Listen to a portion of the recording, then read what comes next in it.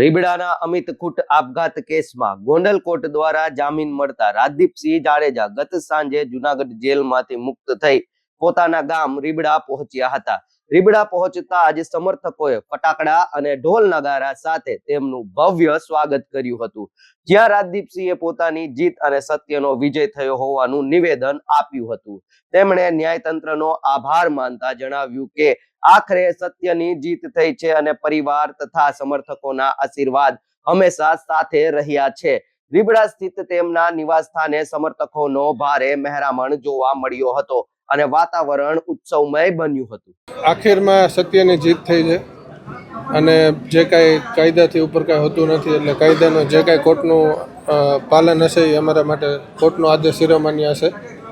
વધારે કાંઈ નથી કહેવાનું. નહીં, લોકોનો પ્રેમ આજથી નહીં, મારા પેઢી દર પેઢી મારા પરિવાર માટે રહ્યો જ છે. મારી વાત હોય કે મારા પપ્પાની વાત હોય, અને હર હંમેશા પ્રેમના કારણે જ અમે આવા કપરા સમયમાંથી આરામથી નીકળી ચૂક્યા છીએ.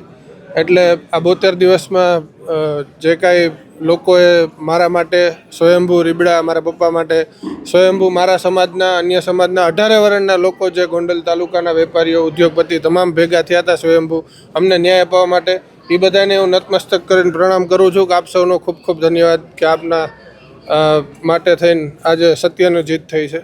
નહીં, એ જ લોકોનો પ્રેમ ને લાગણી હર હંમેશ રહી છે. એટલે સત્યને પરેશાન છે પણ પરાજિત નથી. એ કેસનું મેં કીધું એમ કે આજે સેશન કોર્ટે મને શરતી જામીન આપ્યા છે. એનું ખૂબ અમે પાલન કરશું, કોઈ પણ શરત ભંગ ન થાય, અને એનું ખૂબ કાળજીપૂર્વક અમે પાલન કરશું. અને આવીને આવી જ રીતે કોર્ટ ઉપર ભરોસો છે, ન્યાયપાલિકા ઉપર અમને ભરોસો છે કે હજી આગળ જતા પણ અમારો વિજય થશે. સત્ય પરેશાન છે, પરાજિત નથી. મેં તમને કીધું એમ. અનિરુદ્ધસિંહે કીધું હતું કે જે પ્રમાણે આખું ષડયંત્ર રચવામાં આવ્યું હતું, તમને કોણ લાગે છે આની પાછળ કોણ છે? એ તો ભગવાનને ખબર ભાઈ. હું ડાયરેક્ટ એમાં કોઈનું ટિપ્પણી કરવા વાળો માણસ નથી. જે હશે એને કુદરત એને પહોંચાડશે ભાઈ. જય માતા. જય માતા.